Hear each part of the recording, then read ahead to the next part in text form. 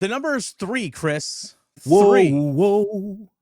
3. That's the number of strip sacks that the Carolina Panthers have over the last 2 seasons. Just 3. Something tells me we have an opportunity to maybe address that. Let's get the sucker started. Get dialed in, Panthers fans. Here comes an in-depth look at your team. Exclusive interviews. Locker room insight. Ready? Let's huddle up. Let's just do it, okay? For Panthers Playbook, driven by Carolina Ford dealers. Here are your hosts, Dennis Cox and Chris Lea. Welcome back to another episode of Panthers Playbook. That's Chris Lea. Dennis Cox here with you. By the way, leave your thoughts in the comment section about this offseason for the Carolina Panthers. There are a lot of different things that need to change for this team this offseason. As strong as the finish was, still a 5-12 record. But before we get into that, Chris, Carolina Ford dealer, our sponsor at Panthers Playbook. With a Ford F-150 on your team as game on, see your Carolina Ford dealer today. When you're in your Ford, you could put on that new LiAngelo Ball song and be like, I might swerve in that corner. Whoa, whoa. Have you heard that yet, Dennis? No, I actually have not yet. Oh, boy, you're missing out. It sounds like, because you know I'm a Cash Money fan. I know Yeah, you you are a Cash Money fan. Not as much as me, though. Yeah? It sounds like back in our day in the mid-2000s. Okay. It gives you that feel. All right. I think you should take a listen to it at some point. Well, I know who's not the number one stunner. That's Ejiro Evero after what the defense put together this season. Beautiful. That, I can tell you that. But before we get into the defense, Chris, the stat that I gave you, 3 strip sacks over the last 2 years for the Carolina Panthers defense. That's it. It was week 1 last season, 2023, at remember Atlanta. that one. The third play of the game. Brian Burns had a strip sack against Desmond Ridder. And it looked like it was going to be a great year for Brian Burns. Hey, I'm just saying. But that was the only strip sack they had in all of 2023. Yeah. Now, granted, the Panthers did not recover that fumble. This year, they had 2. Week 2, it was Jaden Peavy, remember him, yes, and DJ Johnson combined for a sack to strip Justin Herbert in week 2. And then in week 14, the Panthers actually recovered that one. And then in week 14, DJ Wanham against Jalen Hurts and the Philadelphia Eagles had a sack, strip sack, but Eagles recovered that one. That's it over the last 3 years. That's it. Jaden Peavy. That's it. It was good to know you. Hey, such a brief good time. to know. Sorry that you played so well that you had to get cut. Hey, you know what? He led the team in sacks at the time. But you know what? That's what the Panthers do, apparently. You lead the team in sacks? See ya. You're out of here. But before we fully address the defense, Chris, going into this offseason, we know who the head coach is. We know who the starting quarterback is going to be in 2025. And we know who the GM is. It's beautiful. The last time we had that was 2018 going into 2019 when it was Marty Herney, Ron Rivera, Cam Newton. That's the last time we had that. Because Rivera got fired in 2019. Yep. So in 2020, you had both Matt Rule and Teddy Bridgewater come in. The next year, and Marty Herney. But you had Rule and Teddy Bridgewater come in. Then the next year, Herney's fired. You also got Sam Darnold. So Fitterer and Sam Darnold came in. And then you went for Baker Mayfield. Rule gets fired. Then going into 2023, it's Bryce, it's Fitterer, it's Reich.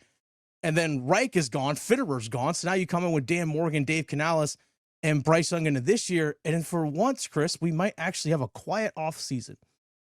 Somewhat of a quiet offseason in terms of stability, and that's a good thing.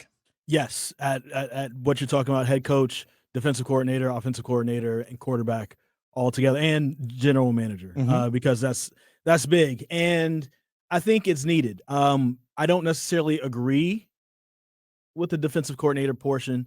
We'll dive into that. We'll talk about that later. But it does feel good that it's stressful from our end. As journalists, you're on radio, I'm on television here in Raleigh. It's stressful covering a coaching search. There's a lot going on. And then it's stressful for the last few years talking about the quarterback situation. I feel like I have typed the word quarterback as it pertains to the Carolina Panthers more than any other word in the last 5 years when I put my scripts together. And so now you don't necessarily have to worry about that at all. It really is about just taking that next step. How do you go from 5 wins to maybe 8 or 9 next year? And some of those games that you lost this year could have been wins. We talk about small things you could have done, like catch the ball, Xavier Legette, versus the Philadelphia Eagles, or execute down the stretch at home versus the Bengals, versus the Chiefs, versus the Bucks. Oh my God, that's 3 more. And then late in the game against Atlanta that first time, remember it was 28-20 with the ball. I'm not even counting that, but the 4 that I just named completely flips what the record is, and then you're 9-8. And were the Bucks 9-8 or 10-7 to win the division? I think they were 10-7 to win it all. So you're literally right there. Mm-hmm. You know what I'm saying? You're literally right there. And I think that if you make the right moves, and also health is a concern. Sure. If you have better health, because I feel like the Panthers have been kind of snake bitten when it comes down to health, especially on defense the last couple of years. If you can have better health next year, then, NFC South will have another contender next year, and it'll be the Carolina Panthers. So when it comes to health, you can never just hope's never a strategy. Right. That's all I say. Hope's never a strategy. This is where the team needs to build depth. Yes. And really, honestly, they got to really reshape their defense in terms of personnel. But in general, Chris, I'm just going to say this team needs playmakers as a whole. Oh, man. They really need playmakers as a whole. And I'm not talking about just Bryce running the football and his scrambling, which he's been awesome with, something that he's shown the last 4 or 5 weeks that we really didn't know if he was going to be capable to do in the NFL. But if you look at the last 3 years for the Carolina Panthers, Chris, they have one play offensively that's over 50 yards. Over the last 3 years, one play over 50 yards. It was Jalen Coker against the Dallas Cowboys at 83-yarder at the end of the first half. That's it. That's it. Yeah. Also, in the last 2 years, they only have one run of 40-plus yards in the last 2 years. That was Miles Sanders, Week 14 at New Orleans. He had a 46-yarder. Now, Chuba Hubbard had a couple 38-yard runs this year. One of them ended up being a touchdown, so the only thing that held him back from getting more yards was the goal line. That game against the Chicago Bears. Yeah. But this team has lacked offensive explosion as a whole. That's just a reality of it. That's where lack of speed from your perimeter guys have come in. But also defensively, 0 touchdowns from both your defense and your special teams this year. Yeah. 0. None. Last year, you had a couple pick sixes. Sam Franklin against the Minnesota Vikings had that 99-yard pick six. Yep, beautiful. And Troy Hill. Troy Hill had one in garbage time. I think it was Matt White throwing passes for the Miami Dolphins at that point. He had a late pick six. That was it. And then Amir Smith-Marset had that punt return against the Chicago Bears. That's it. So I'm not saying this team has to get 9 defensive touchdowns over the course of the season, unless you're going to do it. But my point is this: over the last few years, this team has lacked truly splash plays. And this is where playmakers need to come in. This is on Dan Morgan, in my opinion, to find these guys that can take this team to the next level. It really helps if you could possibly do that. And we talked last episode about some of the people that we feel like we would like to keep. Of course, for wide receivers, please keep Thielen. And of course, we have Coker and Legette coming back. Sure. David Moore, okay. If he's fine, that's cool. You know what I'm saying? I have your 5th guy, fine. I have nothing against David Moore if he's your 5th or 6th guy. But also, you have an opportunity to maybe get a speed guy who could take the top off, and then maybe even a number 1, right? And maybe that's the same person. Might be the same person. Or those are 2 different people who can add an extra element to the offense. And you're right. We need that. Chuba Hubbard isn't that, breakaway speed guy or whatever. He's going to get you to dirty, gritty yards. He's going to break some tackles and have a really solid game. But this is where, if Jonathan Brooks was healthy, maybe he is that guy.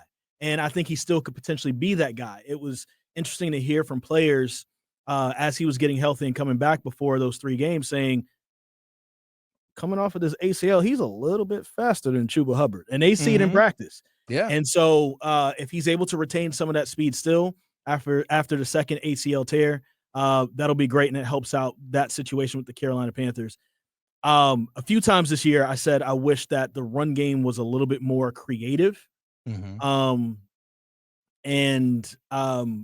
there are ways you could do that. I remember when the Carolina Panthers would inject Ted Ginn Jr. into their run game, or back when Curtis Samuel was there, he'd be injected, and Curtis Samuel had a pretty good year running the ball when he was asked to do it. It wasn't often in 2020. But when he was asked to do it, it almost felt like he was getting 11, 12 yards every single time. That's what it felt like.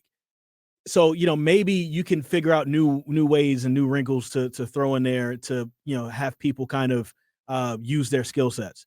On defense, I think Shaw Smith-Wade is maybe a guy who could potentially be a game changer as he is kind of developing. In the game, I can't remember the exact opponent, but when he got the interception, and he was saying against the Bucks, and he said, I was actually out of position. Yeah, he told us, and I had to come back and make that play. That told me a lot about him right there. That tells me that if the scheme would let him be a playmaker, he'll be a playmaker. And that's the thing I'm thinking about on defense is, does the defensive scheme allow the playmakers to make plays? If J.C. Horn can't rove around on the other team's best player because he has to be on this side and he has to do things in this particular position instead of, breaking some rules a little bit, if he happens to see something that he can break on, then we're probably going to see the defense continue to be the way it is, even with this particular scheme. So I think the defensive side is probably going to be scheme dependent. So you're talking about splash plays and big plays defensively. I think this Carolina Panthers defense needs obviously a massive overhaul when it comes to personnel. But when's the last time they actually had like a real ball hawking safety that quarterbacks had to make sure, like, where's number whomever in the middle of the field? Like that truly puts fear. Like, I can't throw that seam route. There's the answer. There's 2020. The guy who was, on our bench in 2023. That never played when he couldn't find a use for him at all. But yeah, no, you're right. Him, and then before Chin, it was probably Kurt Coleman.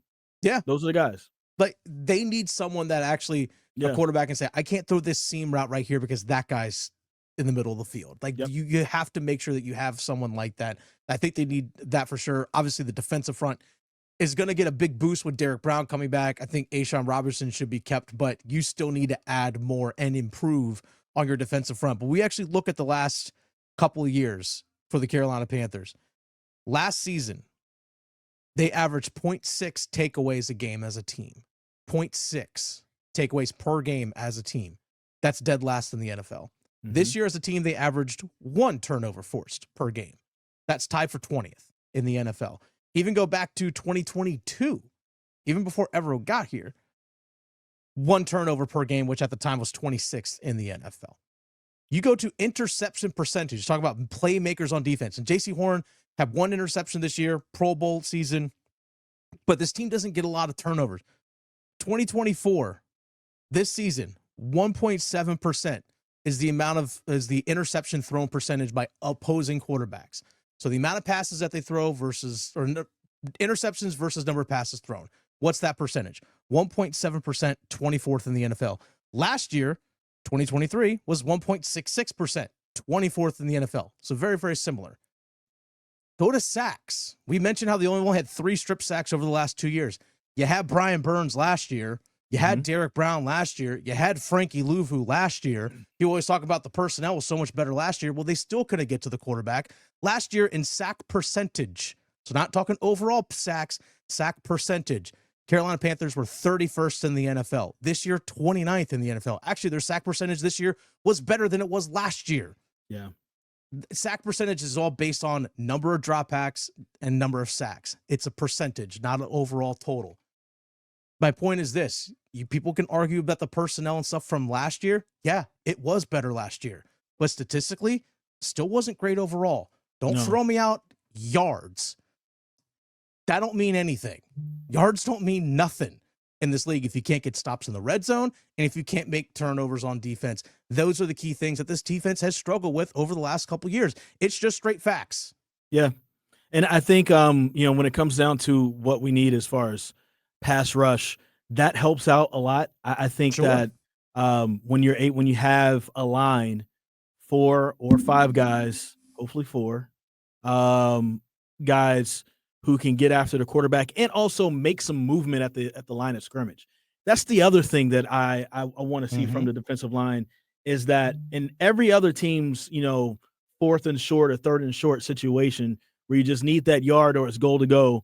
The Panthers get pushed back every time.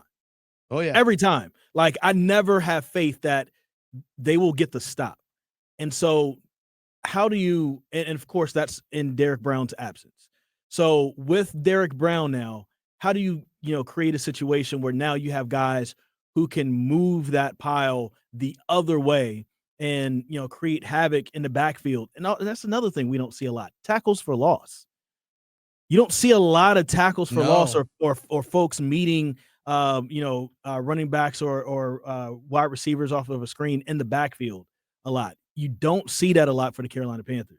So if you can get that to me helps out coverage a lot better, and it gives the linebackers and the DBs chance to make some plays. I think that if we have, again, I've said this before, I like the 4-3. You have 4 guys engaged on the line. If they can kind of control, make some havoc, and you have 2 other guys like a Thomas Davis and a Shaq Thompson make up, who can go out there, short tackling machines, and somebody like a Luke Kuechly in the middle who's just diagnosing the play, and they can just go straight to the ball and make that play, and they're a short tackler. That is, it makes all the world of difference. It does. At the end of the day. And so I'm hoping Trevon Wallace can, step up and kind of improve. I think he had a decent year. I want to see him take that next step. I like Josie Jewell. I also like Shaq Thompson. We'll see if he's going to end up coming back, but he is getting a little long in the tooth. So I do think that there's probably another guy they can bring in there, and maybe that's draft or maybe that's from free agency. But fixing that front 7 is going to be very much so key to helping out the guys in the back. And then we just need new safeties. Yeah. I'm cool with rolling the ball out there with Mike Jackson and J.C. Horn and also Shaw Smith-Wade coming in on a nickel package or being a backup or whatever, and then having solid backups after those guys. I'm cool with the corners, right? I really want to have all new safeties, like a whole new set, right? I keep Damani Richardson, but that's about it. Keep Damani Richardson. I'm talking about as far as starters. Yeah. As far as starters. If he plays himself into being a starter, cool. But I do like him. But add something when it comes down to a linebacker to that linebacker room, and then that defensive line needs work. Yeah, needs work. It really does. It really needs an overhaul as a whole. Like Shai Tuttle, to me at best is a rotational piece, a rotational sub piece. But he's been a starter for the last couple of years, and guess what? There's a reason why this season, again, no Derrick Brown. I fully understand that, but 5.1 yards allowed on the ground per game. 5.1. It's not going to do it. Last year was better, was 4.1, which is kind of more middle of the pack. But you mentioned the tackles for loss. This team got pushed back a ton. Did you know, Chris, that the Carolina Panthers were dead last in third down conversion percentage by their opponents? And defensively, in third down conversion percentage, they were dead last.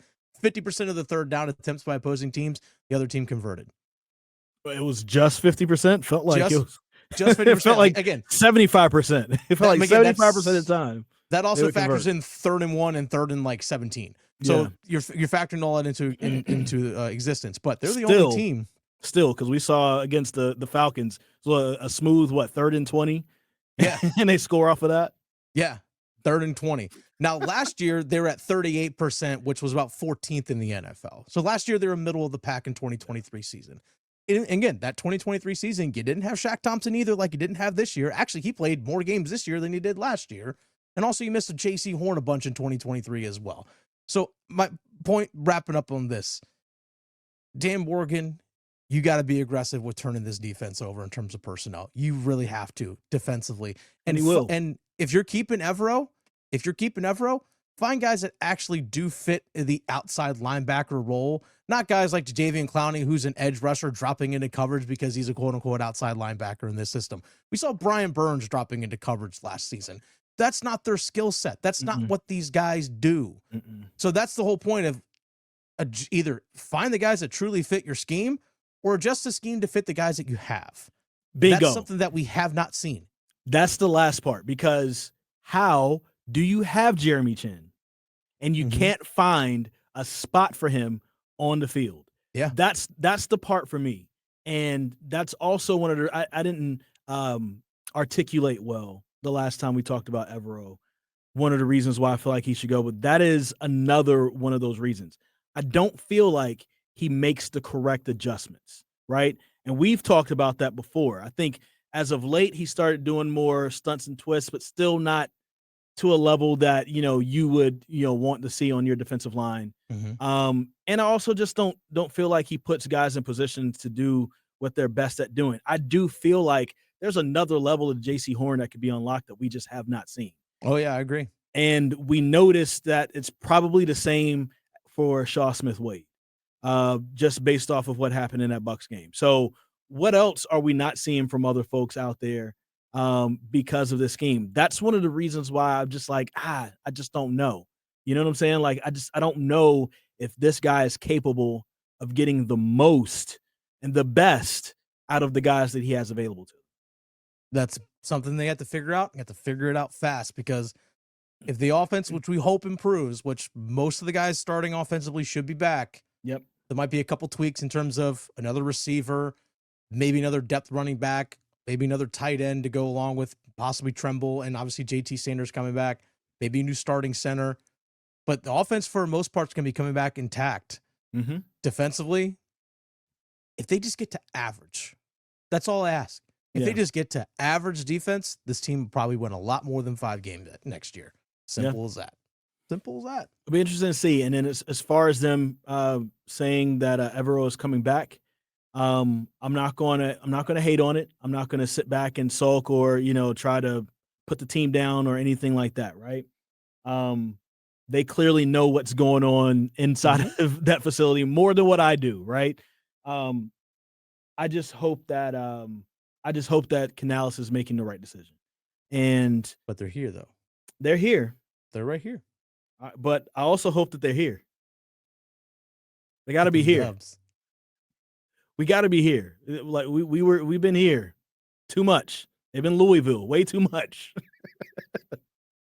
We got to be, we got to be Jello. I might swerve in that corner. Whoa, whoa. You know what I'm saying? He's from Chino Hills. We got to get that W. We got to get some W's next year. You can get a W with Carolina Ford dealers with a Ford F-150 on your team as game on. See your Carolina Ford dealer today. Chris, we're going to roll into next week. Don't worry, folks. Make sure you stay subscribed, because we're going to have another episode for you on Thursday next week. I want to hear Xavier Legette sing that song. Bro. I might swerve in the corner. Whoa, whoa.